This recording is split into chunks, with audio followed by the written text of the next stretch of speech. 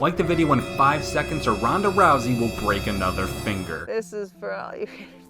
Professional wrestling is built upon multiple foundations, and one of the longest running has to be the heel-face dynamic. Instead of just a bunch of dudes respectfully fighting, sometimes ego, greed, or whatever else it is gets in the way and turns a character into a bit of an asswipe, to be honest with you. But you know what they say about dumbass characters, it usually takes the smartest guy in the room to play them well, and oftentimes the same goes for the asswipes. I'm D Wicket, I'm an asswipe from Watch WWE, and here's 10 shockingly nice wrestlers in real life. Number 10, Samoa Joe. Because of me, Dean Ambrose is now a stay-at-home husband living off his wife's paycheck. The best talker in WWE today, and I will fight someone about that maybe, uses that raw talent to verbally smack his opponents down before losing on pay-per-view pretty much every chance he gets. The sorry life of a Samoan Joseph. Spear! That's it. The big dog hunts! While Joe excels at getting people's attention and using that skill to hook anyone and everyone onto his every last word, the real-life Samoa Joe is one of the most chilled, laid-back dudes you've never obviously met, because who the fuck are you? Who the fuck am I? Often showing his chiller side on the non-kayfabe aspect of the interviews, the real-life Joe has often found himself joking through interviews, which you'd probably never expect from the real-deal killer we see in the ring every other night. First time I interviewed you, you were not at WWE. No. You were a miserable man. I was like, I don't know if Well, yeah, because I had to go down to this god-awful interview I didn't know I was going to have to be in. Number 9, Sasha Banks. While everybody's favorite women's wrestler may have just returned a little while ago spewing off dead dad heat and spitting all over the face of WWE star Natalya, there is almost no way I can't somehow justify this with holy shit, who cares, Sasha Banks is back. After months and months of speculation and rumors and assuming she was on her way out of the company and potentially into AEW's back pocket, Sasha finally revealed her true allegiance with a grand WWE return against Natalya's dead dad, I guess. Why not? Go to hell, Natty.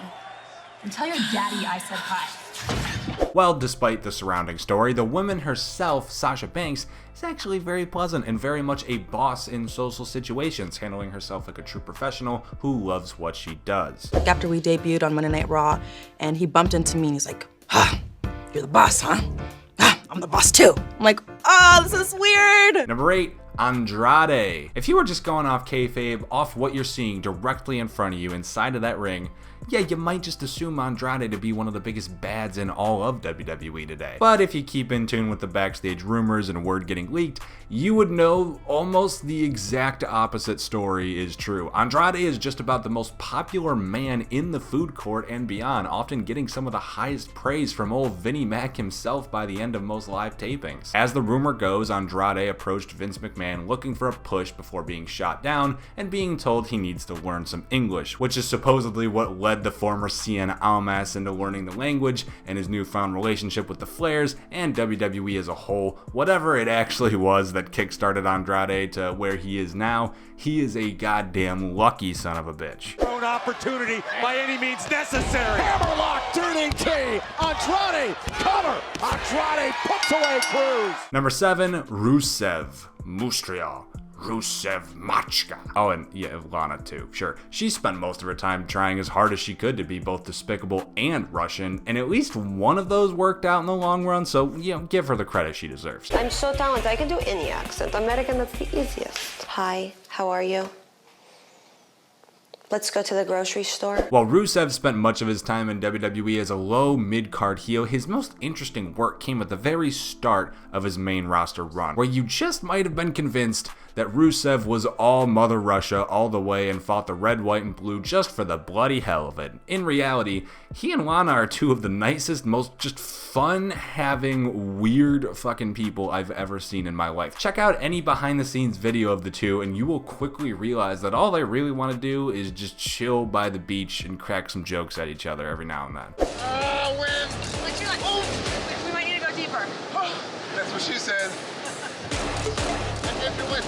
Number 6, Sheamus. Why did I yell that? On screen, Sheamus is a cunt. The dude is unlikable in so many different great little ways that it's honestly baffling he was ever a babyface. And you know what? Fuck 11-year-old me for growing up through his world title reigns and cheering that bastard on, because even when Sheamus was a good guy, he was still a bad guy. He was a total dick. He'd bully Ricardo Rodriguez, he'd cheap shot the heels all the time, he'd go for low blows, all sorts of these little bad guy nuances that would go to make his turn to the dark side way more effective. Also, he's Irish and angry. You think you're better than me? Huh? You think you're better than me?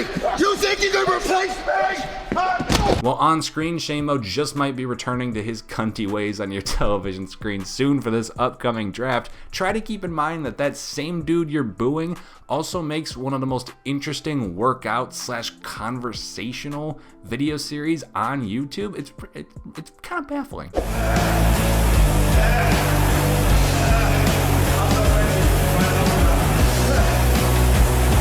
Number 5, Bray Wyatt.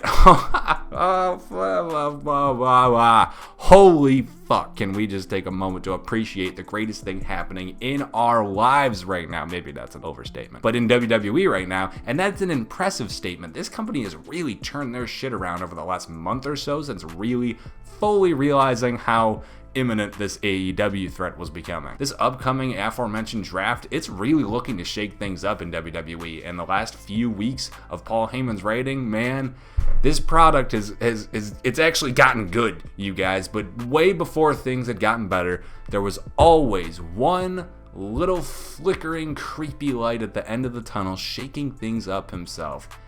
And he prefers being known as The Fiend. While Bray has by far the most kooky, crazy, Cocoa Puff creative character on the roster and genuinely might terrify your child, like there's a good chance of that, the man pulling the BTS strings knows exactly what he's doing.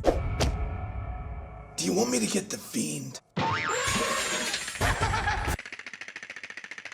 I didn't think so. Number 4, Kane. I mean, the dude is... What? The dude's 2 most famous roles in life have been A, demonic, satanic, big red devil's favorite demon menace Kane, and B, Larry Bird used to do them threes.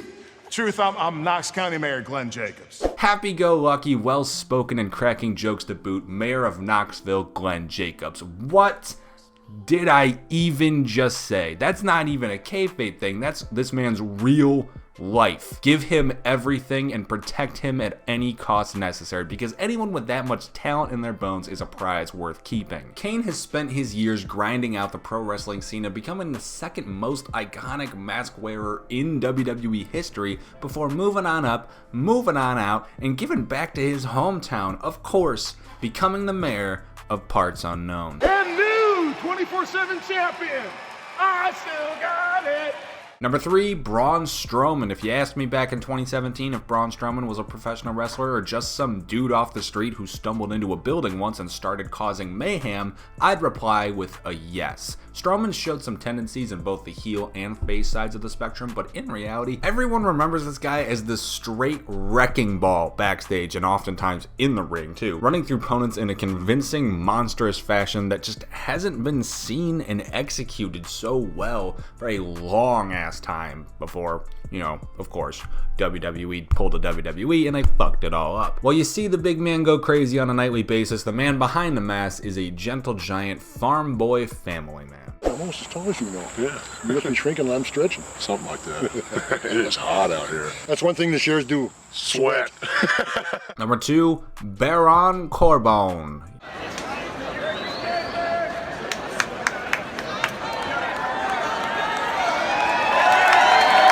Right. So, yeah, nicest guys portraying biggest assholes and all that. It's clearly got some truth to it, because what the fuck? Baron Corbin's the biggest heat magnet since X-Pac. Proper we fucking hate you heat. And to his credit, Baron Corbin does an excellent job at this, and I really think he's turned it around into a positive. I like him now. I think he's fit into his spot as King Corbin, and it's a lot less excessive than it felt a few months ago, even just a few weeks ago, honestly. Remember earlier when I said Andrade was just about the most popular man in the food courts? Well, here's the actual top spot. Baron Corbin is supposedly the single most well-liked person in all of WWE, which is just, I mean, when you hear these boos, fantastic irony. Every night I come out here and I do my absolute best. It's not. And number 1, Brock Lesnar. It's almost common knowledge at this point, and he truthfully might be one of the least surprising entries on this list to some of our fans, but the majority of people still assume Brock Lesnar to be a total piece of shit. And fair enough.